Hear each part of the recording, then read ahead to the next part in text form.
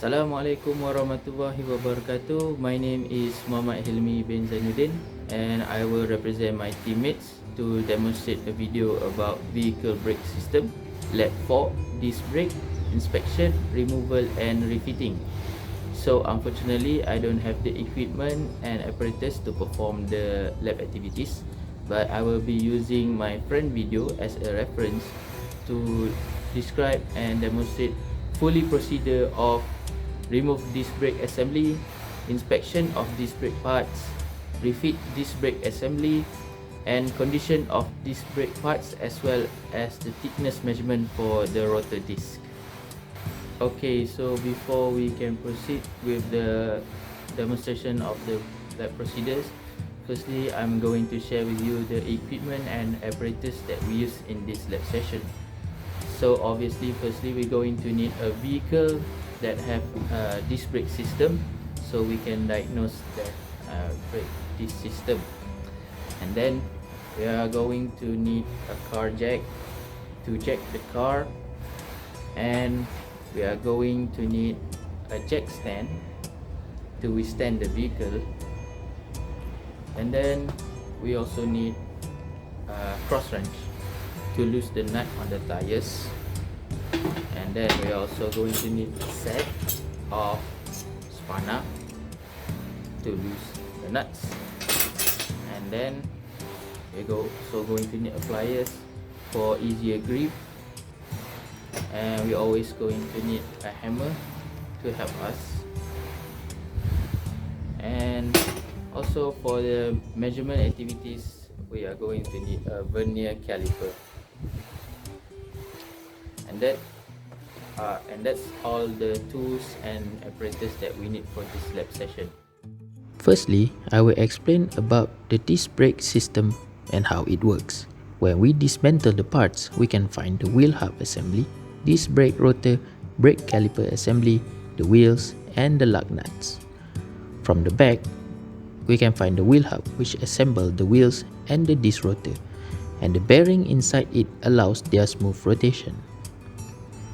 Next is the disc brake rotor, which is the part to which the brake pads are squeezed against. This will create friction that retards the rotation of the wheel. The disc rotor produces a lot of heat due to this friction, so the drill holes provide ventilation to remove this heat. Next is the brake caliper assembly, which uses a hydraulic force from the brake pedal to squeeze the brake pads to the rotor surfaces, thus creating friction and decelerates the wheel. The caliper assembly consists of caliper bracket, slider pins, dust boots, inner pad brake, outer pad brake, caliper frame, and piston.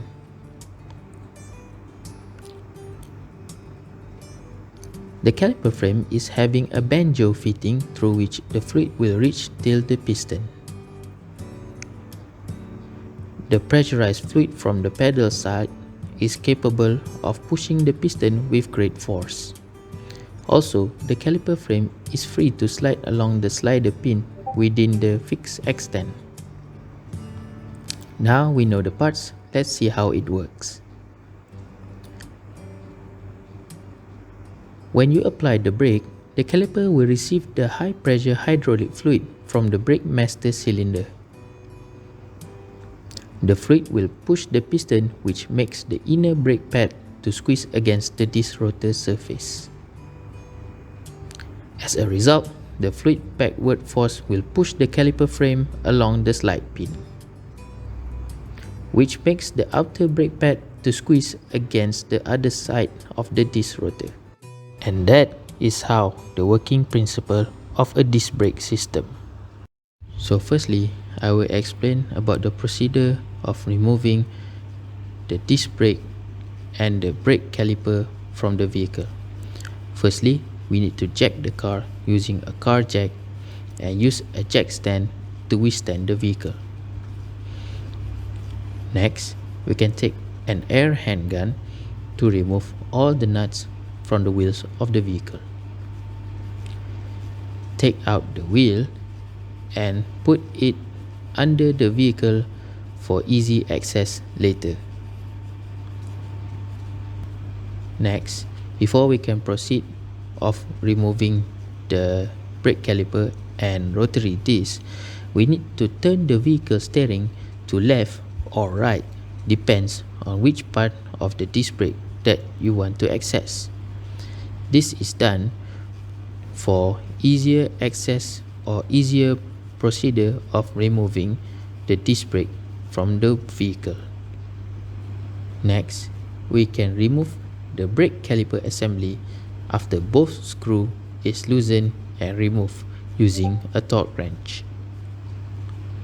Then we can disconnect the hydraulic cable or brake line using a torque wrench as well.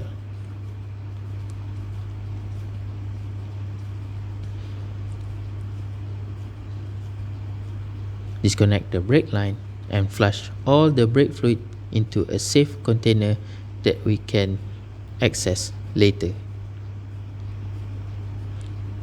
Next, remove the rotor disc for surface inspection later. And that is how procedure of removing the disc brake and brake caliper from the vehicle. Next, I will explain to you the procedure of dismantling a brake caliper. As you can see here, this is the brake caliper. So firstly, we need to remove both slide pins or guide pins using a torque wrench. After both slide pins is removed, we can just take out the caliper bracket from the assembly. Remove both inner and outer brake pad from the bracket assembly. Then we can take the caliper frame and try to remove the piston from inside of the frame. Pressure is fed into the bleeding valve to remove the piston from the caliper frame. Before removing the piston, place a cloth to cover the piston when pressure is fed into the bleeding valve. And then we can just take out the dust cover from the piston. And that is how the procedure of dismantling a brake caliper is done. Next, for inspection of the brake caliper, firstly, we can take the caliper frame and inspect the condition of the seal from inside of the frame. Inspect for any leakage or broken seal. Then we can take the piston and inspect for any scratch mark that could possibly cause leakage. Then we can also inspect the dust cover and make sure that it is in usable condition to prevent dust from entering the caliper frame. For the brake pad inspection, firstly we need to take the rotor disc and mark around the surface of the rotor disc with a chalk. As you can see here, this is a fully marked chalk around the surface of the rotor disc. Then we can take the brake pad and rub the surface of the brake pad to the surface of the rotor disc.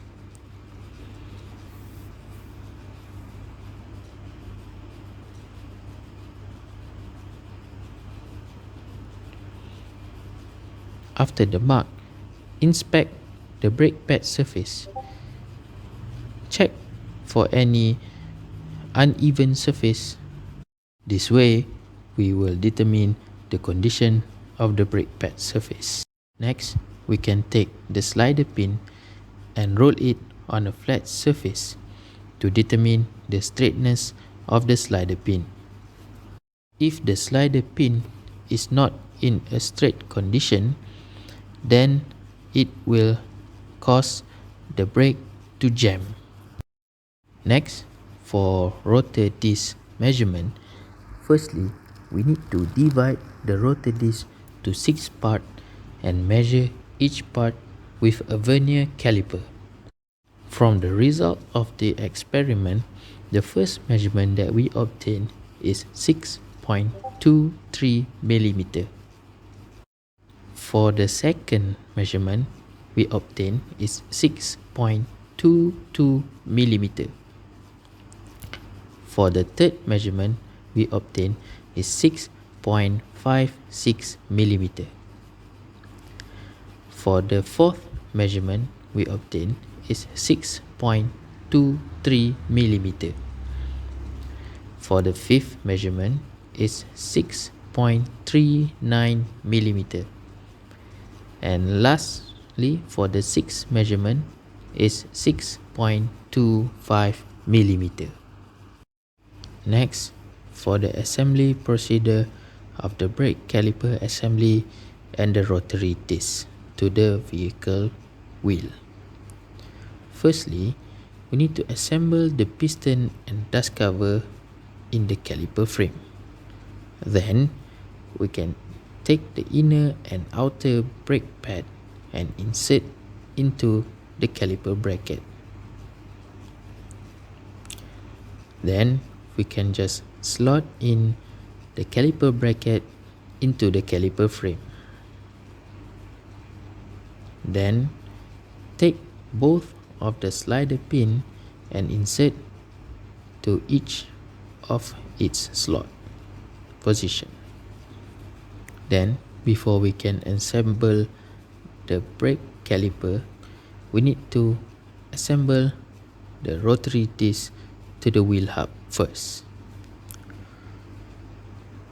Take the brake caliper assembly and line it up nicely to tighten the screw of the brake caliper assembly to the wheel hub.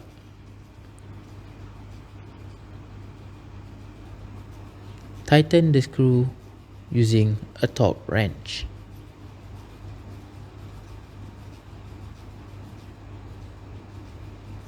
After that is done, take the brake line and connect it to the hydraulic valve of the brake caliper.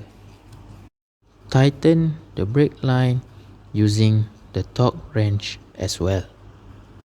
Then, lastly, assemble the wheel of the vehicle to the wheel hub and tighten back the nut of the wheel using the air handgun. And that is how the procedure of refitting back the brake caliper and rotary brake disc to the vehicle. Thank you.